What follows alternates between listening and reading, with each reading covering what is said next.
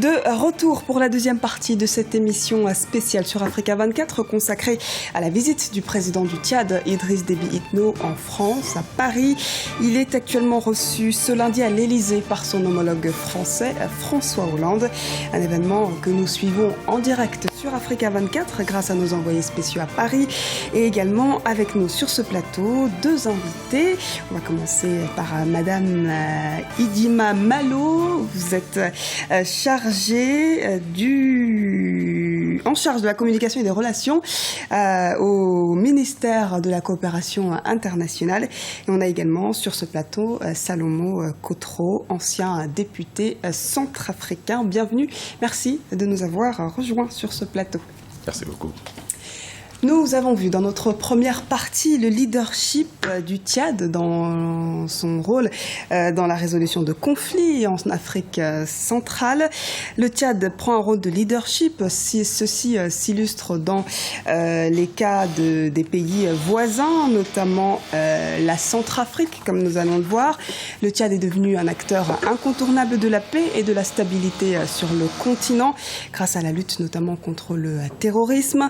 Le pays a actuellement des soldats en mission de soutien à l'armée du Cameroun, pays voisin qui subit depuis plusieurs années des attaques à répétition des rebelles de Boko Haram.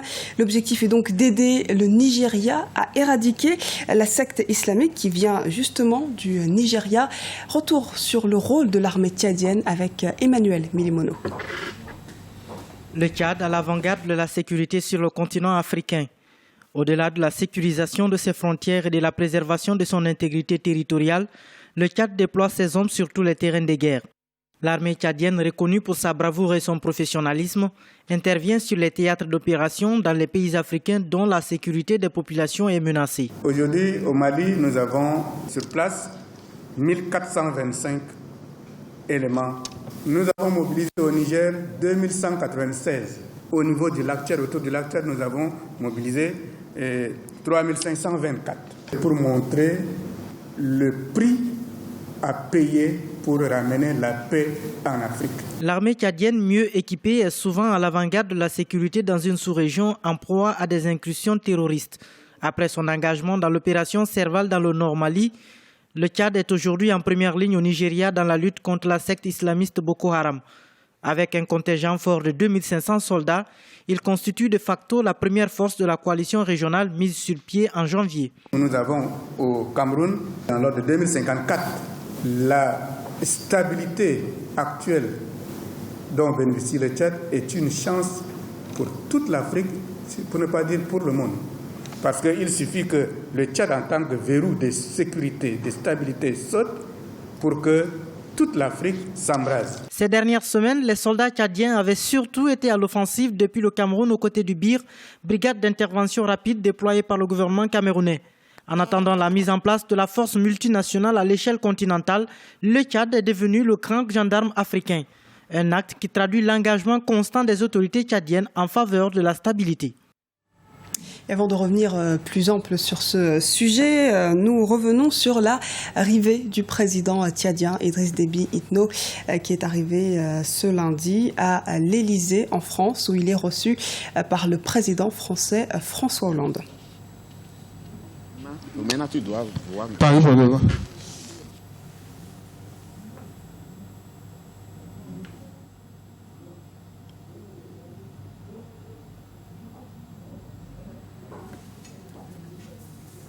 Monsieur Salomon Kotro, donc le président tchadien est bel et bien arrivé en France où il est actuellement reçu par son homologue français, François Hollande.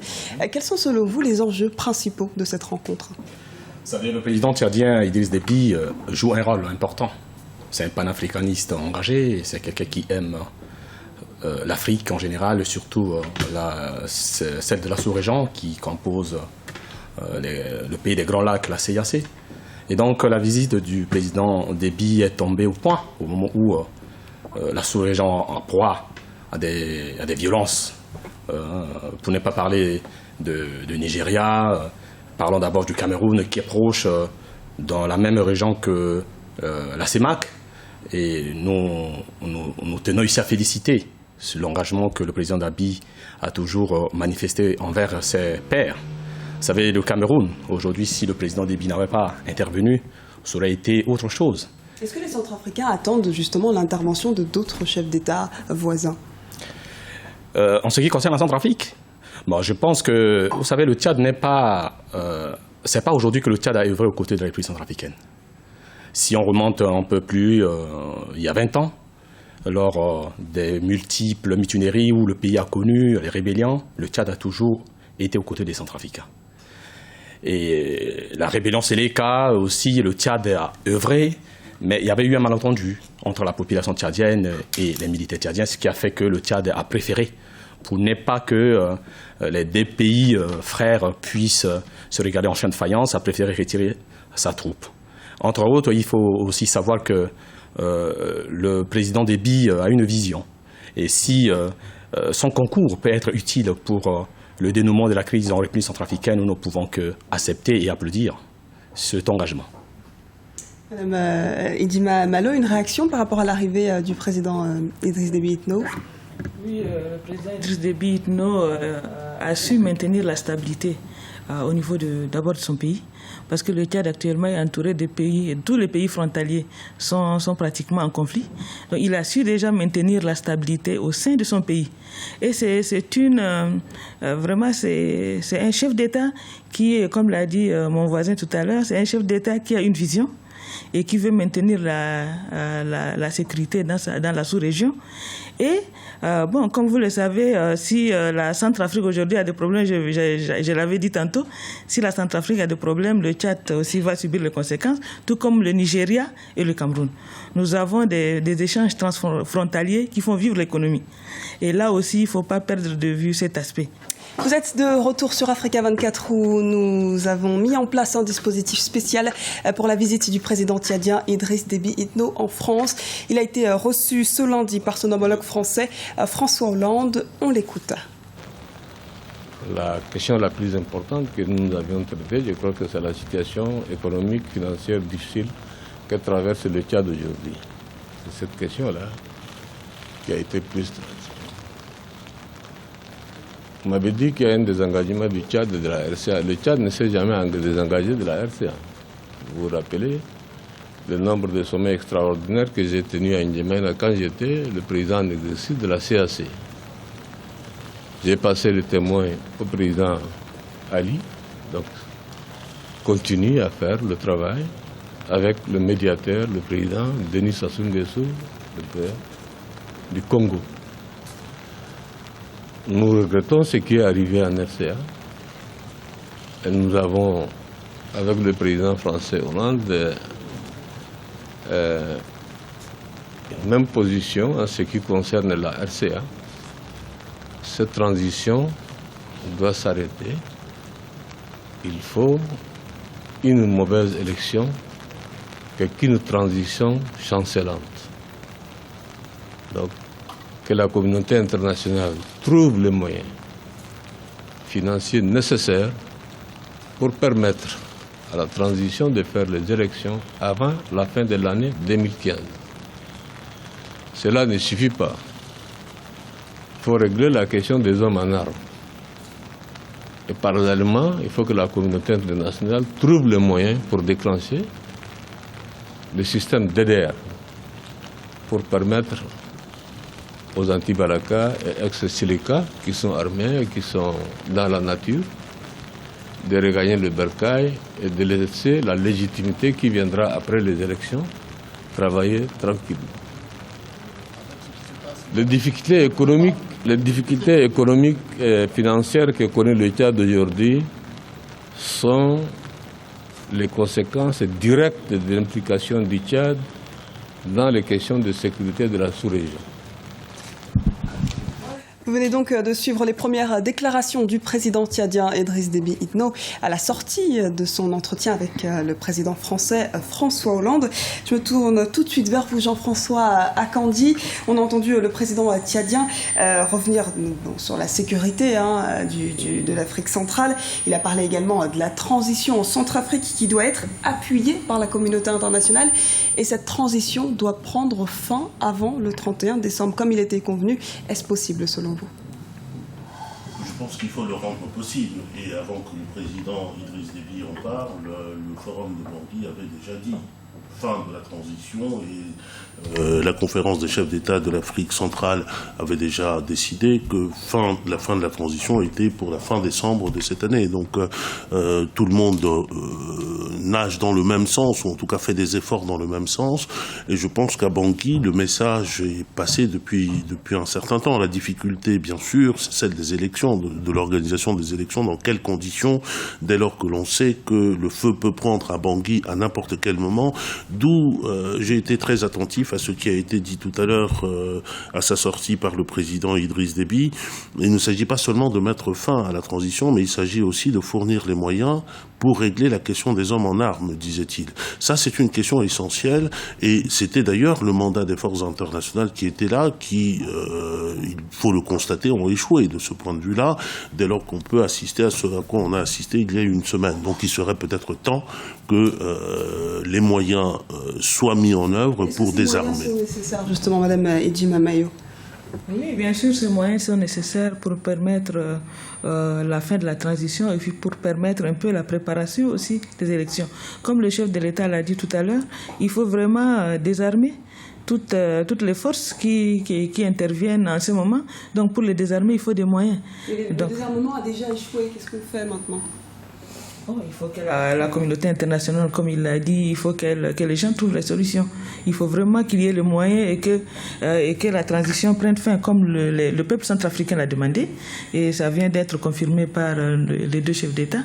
Donc il faut que la transition prenne fin et que les forces qui détiennent des armes puissent être vraiment désarmés et puis permettre aux uns aux autres de parler à armes égales et puis arriver vraiment à une solution de sortie de crise de la République centrafricaine. Jean-François Akandi, est-ce que ce point clé du désarmement est-il possible? Je pense, encore une fois, il faut le rendre possible. En République centrafricaine, on a tout essayé. On a essayé d'abord l'appel au désarmement volontaire. Ça n'a pas marché. On a essayé également de faire confiance à ce qu'on appelait les belligérants. Ils ont signé pas mal d'accords. Ils en ont signé au moins 4 en l'espace d'1 an et demi, dans lesquels ils s'engageaient à déposer immédiatement les armes et à ne plus commettre d'atrocités. Ils n'ont pas tenu parole.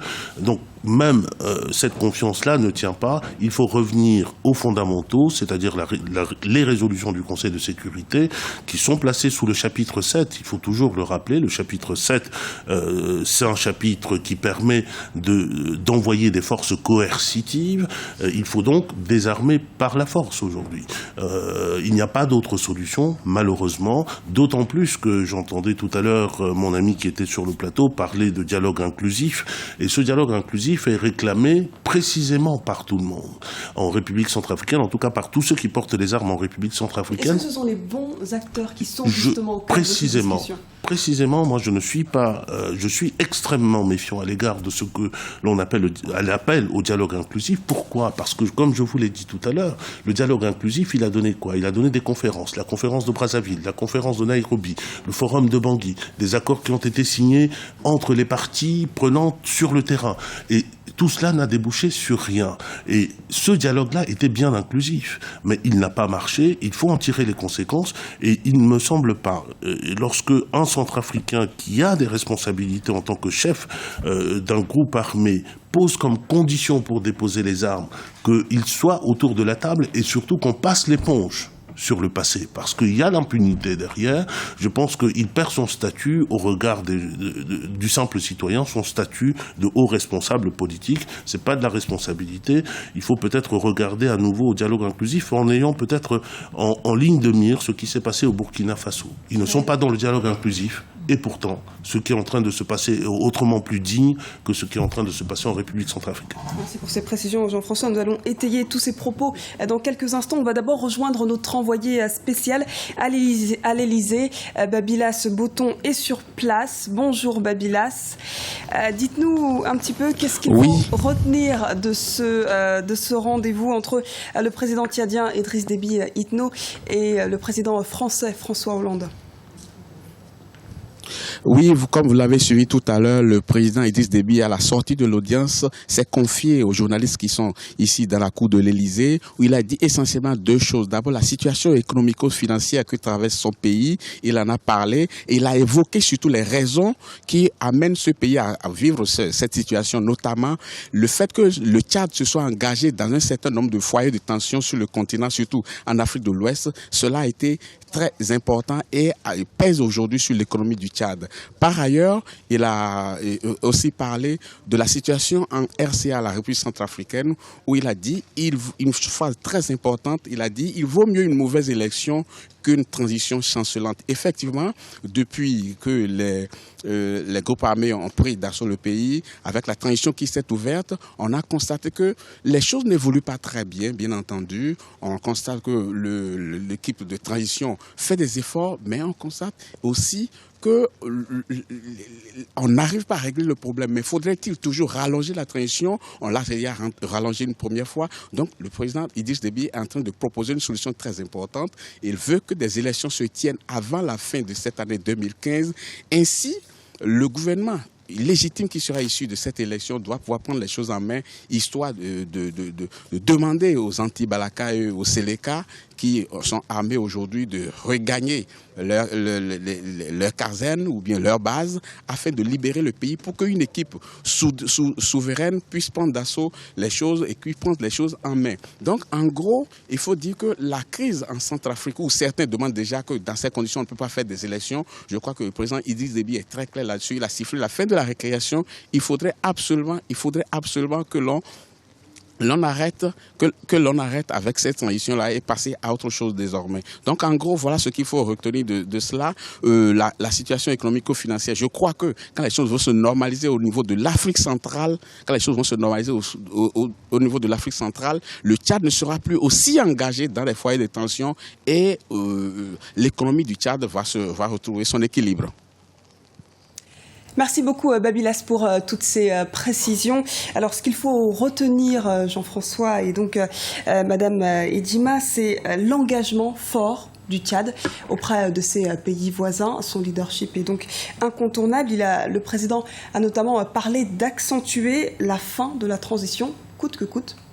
On a également souligné la solution avec des élections qu'il faut organiser sans plus tarder. Est-ce que vous suivez un petit peu cette analyse, Jean-François ? De toute façon, comme je l'ai indiqué tout à l'heure, la transition doit prendre fin. Avec la situation dans laquelle se trouve la République centrafricaine aujourd'hui, c'est-à-dire à la merci de la communauté internationale, que ce soit pour payer ses fonctionnaires, que ce soit pour nourrir, pour loger, etc. Je pense que les autorités centrafricaines n'ont pas grand-chose à dire. Je trouve simplement dommage qu'une décision aussi grave se prenne encore aujourd'hui, à l'heure où nous sommes à Paris. Merci Jean-François. On va juste écouter un extrait du sonore du président tchadien Idriss Déby Itno à sa sortie d'entretien avec le président français François Hollande. On écoute Monsieur Idriss Déby Itno. La question la plus importante que nous avions traitée, je crois que c'est la situation économique, financière difficile que traverse le Tchad aujourd'hui. Vous m'avez dit qu'il y a un désengagement du Tchad et de la RCA. Le Tchad ne s'est jamais désengagé de la RCA. Vous vous rappelez le nombre de sommets extraordinaires que j'ai tenus à N'Djamena quand j'étais le président en exercice de la CAC. J'ai passé le témoin au président Ali, donc continue à faire le travail avec le médiateur, le président Denis Sassou Nguesso, le président du Congo. Nous regrettons ce qui est arrivé en RCA et nous avons, avec le président français Hollande, une même position en ce qui concerne la RCA. Cette transition doit s'arrêter il faut une mauvaise élection qu'une transition chancelante. Donc, que la communauté internationale trouve les moyens financiers nécessaires pour permettre à la transition de faire les élections avant la fin de l'année 2015. Cela ne suffit pas. Il faut régler la question des hommes en armes. Et parallèlement, il faut que la communauté internationale trouve les moyens pour déclencher le système DDR pour permettre aux anti-Balaka et ex-Silika qui sont armés et qui sont dans la nature de regagner le bercail et de laisser la légitimité qui viendra après les élections travailler tranquillement. Nous venons donc d'écouter les premiers mots du président tchadien Idriss Déby Itno à la sortie de son entretien avec le président français François Hollande. Il a également été abordé la question économique, la situation économique, les répercussions, les conséquences de ces engagements tchadiens auprès de ces pays voisins. Comment vont-ils concrètement se matérialiser? Comment l'économie du pays va réussir à tabler avec le contexte sécuritaire des pays voisins? Les problèmes qui se passent maintenant en RCA ont vraiment mis le Tchad dans une situation difficile.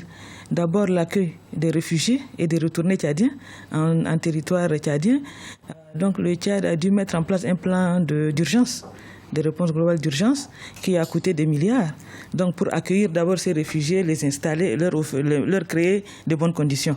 Maintenant nous sommes à une seconde phase, la phase de réinsertion même de ces réfugiés. Donc il y a le coût humanitaire qui se pose, il y a le coût sécuritaire.